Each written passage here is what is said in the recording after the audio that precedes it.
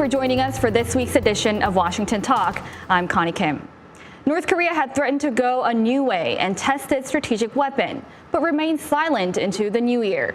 The U.S., however, continues to urge North Korea to come out to talks, saying negotiations is the only way out of economic isolation. Today, we discuss what's behind North Korea's silence.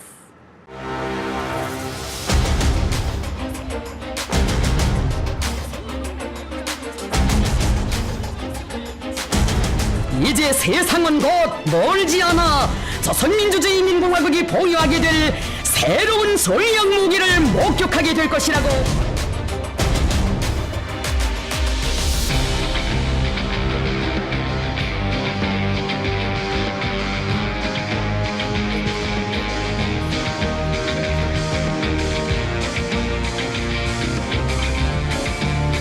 North Korea must understand that its only path out of economic isolation is for it to engage in meaningful, good faith negotiations toward complete denuclearization.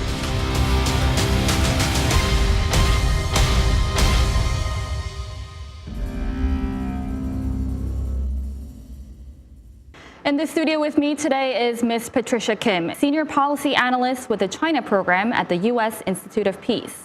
Ms. Kim was a Stanton Nuclear Security Fellow at the Council on Foreign Relations. Also joining me is Bruce Klingner, Senior Research Fellow at the Heritage Foundation. Mr. Klingner was CIA's Deputy Division Chief for Korea. Welcome to the program. Thank you. Welcome to the program. Now, I want to start with North Korea's very silent period right now. So they said they're going to pursue a new path, but we haven't seen any new message or provocation. So what exactly is North Korea preparing for right now? Well, I think the new path is going to look very much like the old path. North Korea has always alternated threats and provocations and attacks with charm offensives. So we had about a year and a half of a charm offensive and then about a half year of we will do something dire, though unspecified, if you don't capitulate to our demands by the end of the year. And now we're waiting for the other shoe to drop. So I think they'll do a provocation. We just don't know when or which provocation they'll choose. Ms. Kim, how are you reading this period of silence from North Korea? Well, as Bruce said, I think ever since North Korea announced that it will seek a new way if it doesn't reach a deal by the end of 2019, everyone's been waiting for some sort of dramatic provocation or dramatic speech on January 1st. What we did see was a policy speech by Kim Jong-un saying, specifically that telling the North Korean people that they should hunker down, they should expect to weather through sanctions for a long time in the name of self-reliance and not trading away their security. Now, what is North Korea doing? I think at this moment it's taking a wait-and-see approach. It may test an ICBM or nuclear weapon at some point, but I think it's looking around its strategic environment, seeing what's going on in Washington, in Beijing, and looking for that opportune moment. So how long is this wait-and-see approach going to continue for? It's hard to predict these things, and as I said, there's a lot going on in Washington with impeachment and a crisis in the Middle East and so on. Beijing also is very much preoccupied with the coronavirus outbreak, with protests in Hong Kong all last year, and so I think North Korea is waiting to see what the best time is. So it's hard to say exactly when we can expect them to act. So in North Korea, we have a new foreign minister in place. When do you think that North Korea is going to maintain this period of silence? Well, we don't know, but it's a pretty safe bet they're going to do a provocation at some point. They did 26 missile launches last year. All of them are violations of the UN resolutions, and that's the most violations in a year ever by North Korea. Also, North Korea has historically tested or fired fewer missiles in the winter. Liquid-fueled rockets are a bit delicate, so cold weather can actually affect them, if you think back to the Challenger disaster of the American Space Shuttle program. So it could be because of the weather, or it could be that Russia and China are working on North Korea's behalf at the UN Security Council, trying to get sanctions reduction.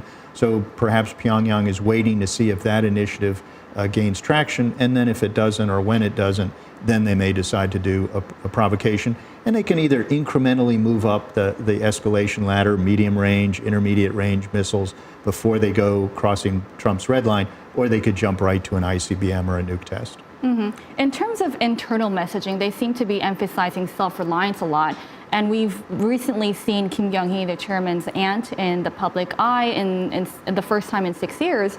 So does this have some kind of internal messaging or external messaging? How should we read into this? So, there's a lot of attention paid to personnel switches and, people disappearing and reappearing in North Korea. Honestly, it's hard to predict what these mean to the outside. It could also be the case that North Korea is using this to signal things domestically. So I don't know how much we should read into it. I mean, at the end of the day, what matters is North Korea's policy. And so that's what we need to watch for. Mm-hmm. So in this period of silence, do you think that the U.S. should wait until North Korea makes some kind of move in terms of dialogue or provocation?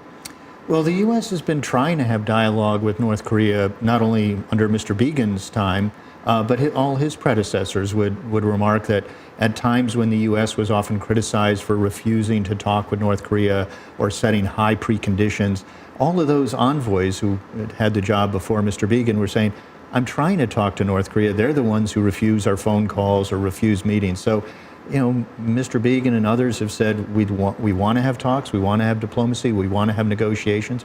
It's North Korea who said they rejected working level talks with Mr. Begin after a meeting in Stockholm last year.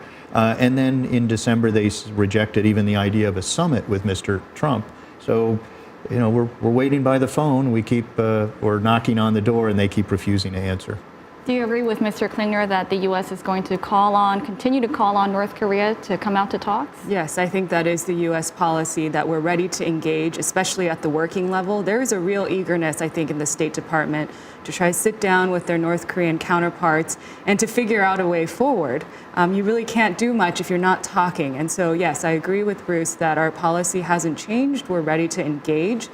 I think there's this sense sometimes in North Korea that it's better to do a test or do some kind of provocation to get the world's attention in order to build leverage at the table. But what I would say is that is actually counterproductive because it reduces the political space in Washington, in Seoul, and elsewhere to really engage and find a deal with North Korea. So I would say coming to the table without doing a provocation would be the best way forward. So at a time of deadlock, do you think that North Korea's traditional ally, China, should be stepping up in terms of brokering the talks between the two sides?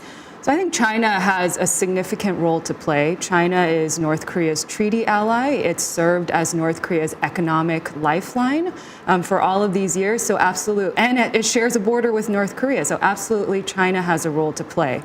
I think China has been relatively not as active in this space because, as I said, there's a lot going on domestically. Xi Jinping has been bogged down with protests in Hong Kong, now this virus.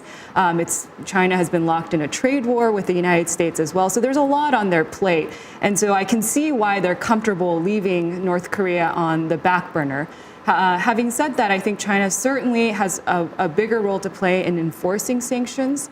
It has channels with North Korea that it can use to message to bring the North Koreans to the table. So I think Beijing should definitely be playing a greater role. Mm-hmm. So there are some concerns that China wants to maintain the status quo on North Korea, but not to do more in terms of bringing denuclearization. And we've seen China and Russia propose a resolution at the UN trying to ease sanctions. How do you assess China's, actions in terms of denuclearization efforts? It's pretty consistent with what Beijing has done over the years, and they act like North Korea's lawyer in the UN Security Council, and they've turned a blind eye to a lot of sanctions violations that are occurring through Chinese entities or on Chinese soil. So, true to form, they in Moscow right now are saying, well, we're not making any progress on negotiations, so once again, the U.S. and others should offer concessions. The sanctions are all a reaction to North Korean behavior, and until that behavior changes, then the sanctions should remain in place, in my view. Mm-hmm. I want to take a look at a State Department's officials' comments saying that the U.S. administration is going to continue to pursue a steady, slow, and patient diplomacy on North Korea. So do you think that this kind of stance right now is a change from the beginning of the administration? No, I mean, I don't know if that's a change. As we discussed, I think there's a desire to do working level talks. Perhaps, earlier in the administration, there was a lot of excitement about what leader to leader level summits might unlock. I think we learned from the last two summits between President Trump and Kim Jong-un that, if you don't really have the groundwork before these summits, then it's hard to come out with a deal. And so, I think that statement reflects the fact, again, that our U.S. government, the State Department, is very eager to sit down at the working level, figure out how can we figure out a roadmap so that we both get to the end that we want. So in that sense, I don't think there's a dramatic policy change. Do you agree with this? Very much, but also there's a lot of confusion as to what the Trump policy is. I mean, over the years, we've had some officials saying it has to be done, denuclearization has to be done within a year. Others, including the president, have said, we don't care how long it takes. And there at times seem to be a Trump administration policy and a President Trump policy. He's made announcements which caught bureaucrats and senior officials by surprise. For example, when he unilaterally canceled a number of allied military exercises. And the president has unilaterally undermined all three pillars of the maximum pressure and engagement policy. So I think there is some confusion, but right now the policy is, we're not doing all of the military exercises. We're not enforcing all of our laws. So we are being patient, but I think right now, basically, it's a weaker policy than under President Obama. Well, at the end of the day, the U.S.'s administration's goals remains the same, denuclearization of North Korea. I also want to take a look at North Korea's negotiation stance. They said they're not interested in engaging in the same type of negotiations with the U.S. anymore. So what kind of negotiations does North Korea want here? Basically, they want a win-win outcome where they win twice. They're looking for, in essence, a capitulation by the U.S. They said we have to take steps to prove we don't have a hostile policy, and their definition of that changes, but it's usually a pretty long laundry list of items, everything from, removal of all UN and U.S. sanctions, cancellation of all military exercises, reduction or removal of U.S. forces, sort of the list goes on and on. So, they have a Rolodex of demands that one of them tends to be the top the top demand at the time, but the overall list is quite long. Mm-hmm. Then do you think the U.S. is going to accept North Korea's demand to withdraw their hostile policies against North Korea? Well, their claim of hostile policies on the U.S. Sure. So, I think, all of the demands that Bruce listed out, a lot of times you can sort of boil it down to the fact that North Korea wants economic sanctions relief first, and it wants some sort of tacit recognition as a nuclear power. And on those issues, the United States is not going to budge. I think we've made it clear that sanctions relief cannot come before North Korea comes to the table. It needs to be something that we map out together at the table. So in that sense, I don't think the United States has any interest in accepting that sort of proposition by North Korea. Mm-hmm. So this year we are looking ahead of a presidential election. Are you concerned that President Trump might settle for a not good enough deal or another summit with North Korea to contain its provocations? I'm always concerned that any U.S. president is going to have a bad or a small or a flawed agreement. We've had 8 failed agreements with North Korea in the past. None of them were as extensive and carefully crafted as, say, the arms control treaty we had with the Soviet Union and the Warsaw Pact. The election, I don't think, is going to revolve around a North Korea deal, but North Korea may feel that it does. So they've commented on the U.S. presidential election several times. I don't remember them doing that in the past. So I think they feel they have leverage, even though it really isn't going to have an impact on the U.S. election. Mm-hmm. How do you think North Korea is going to use the presidential elections to their advantage? I'm sure they're looking at the domestic politics in Washington, and I'm sure that is having some kind of calculations behind their strategies, right?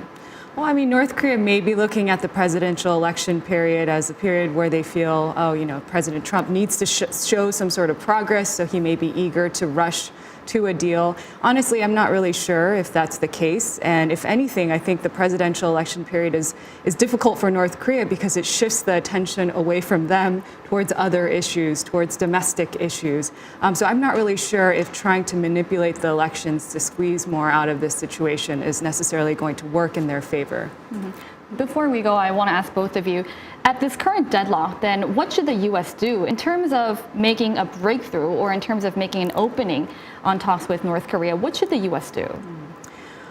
Well, I don't know how much the U.S. has left to do in the sense that we continually leave our door open. We say we want to engage at the working level, and I think that's the right thing to do. And you need to have a willing partner on the other side. In my view, has often been is that when North Korea is refusing to move forward or comply, and we have a stalemate, people tend to say, well, what more can the U.S. offer? What other concession can we make? What other law can we violate? And that's not the right policy. It's like a bank robber and a policeman is saying, well, the bank robber is still misbehaving. What more could the policeman do to make the robber feel less threatened? And that's not the right policy. All right, we'll leave it here for now and move on to our next segment.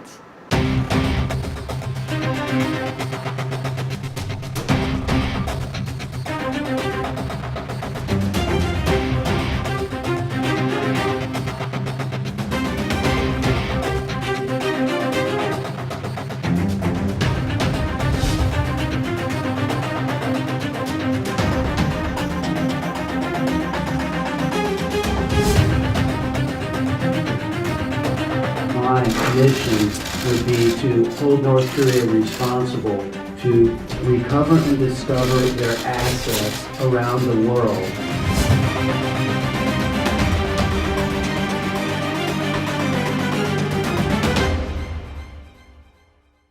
A German court has ruled that the hostel located on the grounds of the North Korean embassy in Berlin must close down. The court says its operations breach sanctions aimed at stopping the flow of hard currency to Pyongyang. What impact will this have on North Korea's other foreign assets abroad? So, Ms. Kim, how did you assess this German court's ruling on the shutdown of City Hostel? I think it was a small but important step on starting to enforce sanctions that have been passed at the UN. From what I understand, the North Korean embassy was making about $50,000 a month on leasing out its property. So that in the grand scheme of things, that's not that much money. However, I think this ruling and this effort to shut down this hostel is a good step forward in showing the world that we have the will to enforce sanctions that have been passed at the UN. How did you read this German court's I ruling? agree. It's not a make or break issue for the regime, but certainly when any violation comes to public attention, if you don't act on it, then you're really sending a signal of compliance or not obeying the law and really just giving North Korea a benefit. So particularly once any entity is exposed, you really have to go after them just to enforce the law. Mm-hmm.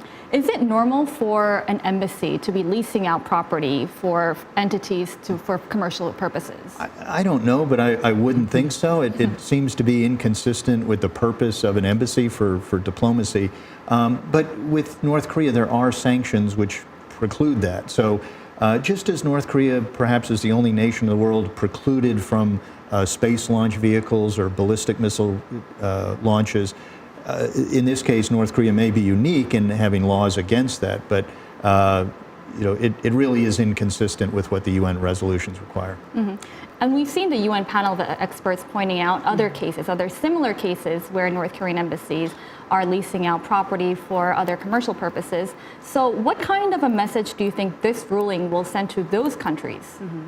Well, I think the ruling sends the message, again, that you need to enforce these sanctions, but it also shows, from what I understand, it took a year or more to actually get to be able to go to court and shut down this operation. And so it shows that there needs to be a will as well. And so it's unclear, what the situation is exactly in all of these other countries where North Korea is doing similar operations, but it shows that it takes effort. You need to go through the rule of law in that country as well. And so there are steps that need to be taken to actually enforce these sanctions. Do you agree with Ms. Patricia saying that this is a case where international sanctions were effectively enforced? I think so. It took a long time.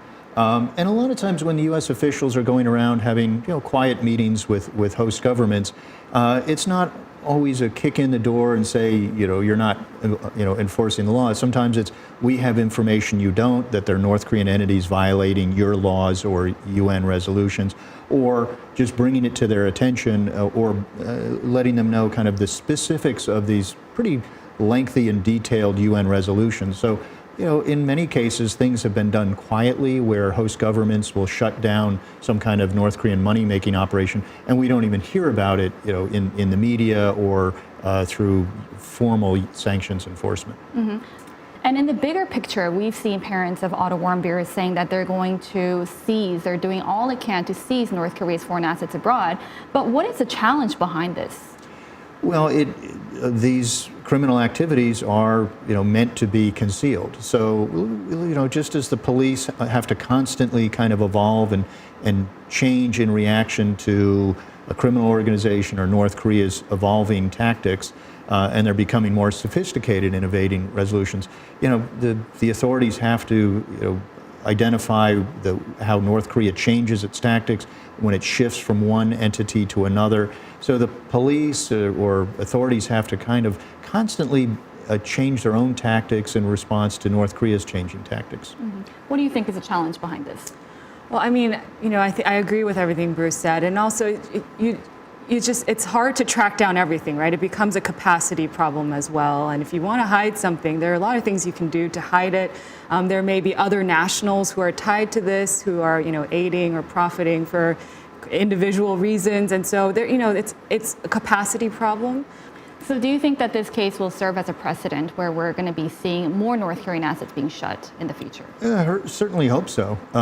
Just as the other actions to enforce sanctions in the past hopefully set a precedent or alerted not only North Korea that we will continue to go after their illicit activities, but also a signal to governments or business organizations that there is a cost if you try to help North Korea evade sanctions or evade laws. So, some entities may not be aware that what they were doing with North Korea was a violation, but when it's been brought to their attention, then if they don't comply, then certainly they have to pay a penalty. Mm-hmm. Then do you think that this could be seen as an example where President Trump's maximum pressure campaign is effectively being implemented? Well, maximum pressure has never been maximum. There's many, many things the U.S. is holding back on. And the president himself said last year there are 300 North Korean entities he's not sanctioning. That's 300 entities violating U.S. law in the U.S. financial system on U.S. soil, and we've chosen to not enforce our laws. And Congress sent a list of 12 Chinese banks, including the 4 largest in the world, which they feel are committing money laundering crimes in the U.S., and the White House has taken action against none of them. And the list goes on. But President Trump does say that they've never lifted any sanctions. Well, we have not formally rescinded executive orders or reversed U.S. legislation, but they have not fully implemented U.S. law. All those examples I just cited. President Trump reversed Treasury Department's actions against 2 Chinese shipping companies that were violating UN sanctions. So they've taken actions against U.S. law enforcement measures, and they've also not fully implemented them. All right, we'll leave it here for now and move on to our next segment. Now time for the photo moment to look at an interesting North Korea photo of the week. Today we see North Korea's Korean Central Television showing preventative measures for the coronavirus. North Korea is on high alert to contain the spread of the virus, urging people wash their hands after coughing or sneezing and before eating, especially because there are concerns that their medical infrastructure are not good enough to prevent the spread of the viruses. What do you make of this photo? Well, they're certainly doing not only kind of safe sanitary practices, but they've closed their border with China. So very drastic measures in response to right now the very real worldwide concern about this new virus as everyone's trying to figure out how to prevent its spread. So perhaps drastic steps in closing a border, but they are trying to prevent the virus from getting into North Korea. Ms. Kim? I mean, I think this photo shows that, we're all humans. We're all concerned about the coronavirus. We're all concerned about new diseases. And so it shows a commonality and an interest in health. They have taken drastic measures to try to shut down their border, but I understand that Russia has done that as well. And so, I think it just shows that that there are some commonalities there. All right, thank you, Ms. Kim. Thank you, Mr. Klingner. Thank you. Thank you. That does it for today's Washington Talk, and from all of us here at Voice of America. Thank you for watching. This has been Connie Kim.